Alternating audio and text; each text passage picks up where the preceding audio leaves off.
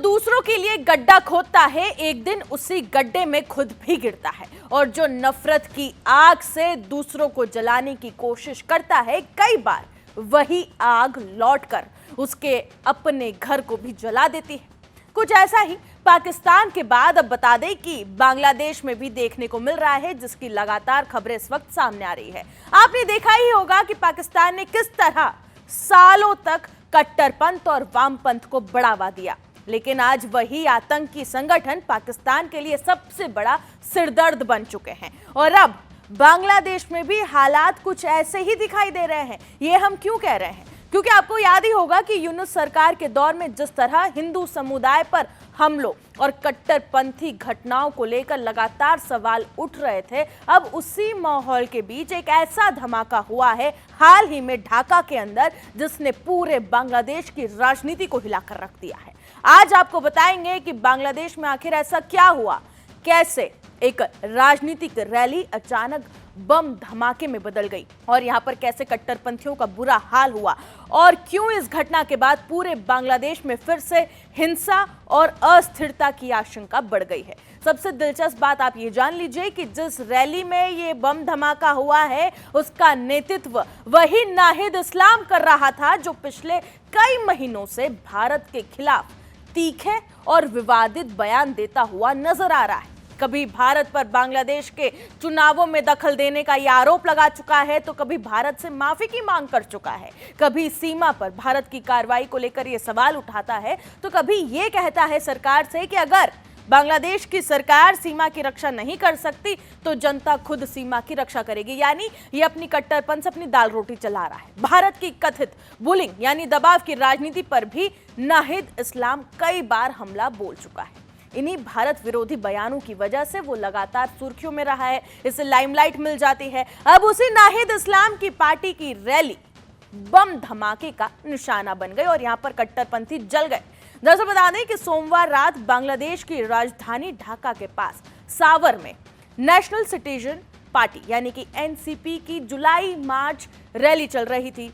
कई लोग यहां पर इकट्ठा हुए। रात करीब 9:45 पर सावर थाना स्टैंड ईदगाह मैदान के पास अचानक बम धमाका हो जाता है। जो रिपोर्ट सामने आई उसके मुताबिक इस घटना में 3 से 4 लोग घायल हो चुके हैं, कुछ की मौत भी हो गई है।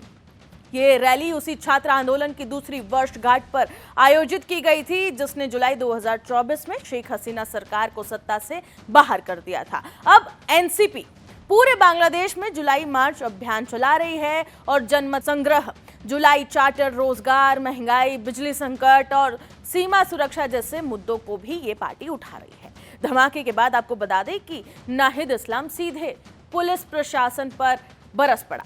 उन्होंने ये कहा कि उन्हें नहीं पता हमला किसने किया, लेकिन इसकी जिम्मेदारी प्रशासन और कानून व्यवस्था संभालने वाले अधिकारियों की है। इसका मतलब ये था कि ये कहना चाहता है कि हम जो भी कट्टरपंथ फैलाए वो सही है, लेकिन हमारे कट्टरपंथ में सरकार भी साथ दे, प्रशासन भी साथ दे। इतना ही नहीं, ये यहीं पर ही नहीं रुका। इसने सरकार पर जनता की सुरक्षा में नाकाम रहने का आरोप भी लगा दिया और ये कहा कि अगर सरकार सुरक्षा नहीं दे सकती तो जवाब भी उसे ही देना होगा। फिलहाल बता दें कि पुलिस इस पूरे बम धमाके की जांच कर रही है कि कैसे हुआ, क्या हुआ। अभी तक किसी संगठन ने इस धमाके की जिम्मेदारी नहीं ली है। एनसीपी जो कह रही है उसका यह दावा है कि यह हमला उनके राजनीतिक अभियान को रोकने की कोशिश है, एक साजिश है। हालांकि अभी तक कोई भी स्वतंत्र पुष्टि अभी तक इस बम धमाके की नहीं हुई है कि किसने किया, लेकिन इस धमाके ने एक बार फिर से यह सवाल खड़ा कर दिया है कि क्या बांग्लादेश एक बार फिर राजनीतिक हिंसा और अस्थिरता के दौर में लौट रहा है, क्योंकि जब सियासत सड़कों पर बारूद के सहारे तय होने लगे तब सबसे बड़ा नुकसान लोकतंत्र और आम जनता का ही होता है। और जिस एनसीपी नेता की ये रैली थी, इसने शेख हसीना के खिलाफ बहुत बड़ा आंदोलन छेड़ दिया था और इसी की वजह से शेख हसीना को पलायन करना पड़ा था। अब जब शेख हसीना वापस बांग्लादेश लौटने की बात कर रही है, जब ये यहाँ पर बांग्लादेश में ढाका में रैली निकाल रहा है, तो यहाँ पर बम धमाका हो जाता है। तब नाहिद इस्लाम कहाँ गया था? जब हिंदुओं पर अत्याचार हो रहा था, जब जलाया जा रहा था, जब उनके घरों को जलाया जा रहा था, तब इसने अपनी सरकार से सवाल क्यों नहीं पूछा कि हिंदुओं की सुरक्षा क्यों नहीं सुनिश्चित की जा रही, क्यों कानून व्यवस्था नहीं बनाई गई है। और अब जब खुद की रैली में बम धमाके हो रहे, यानी कि जिस मानसिकता से इसने कट्टरपंथ को फैलाया, वही कट्टरपंथ जब इसको निशाना बनाने के लिए आया है तो ये बौखला उठा है। फिलहाल नाहिद इस्लाम की इस रैली में हुए बम धमाके पर आप क्या सोचते हैं, कमेंट सेक्शन में जरूर बताएं। बाकी तमाम खबरों के लिए बने रहे जी न्यूज़ के साथ।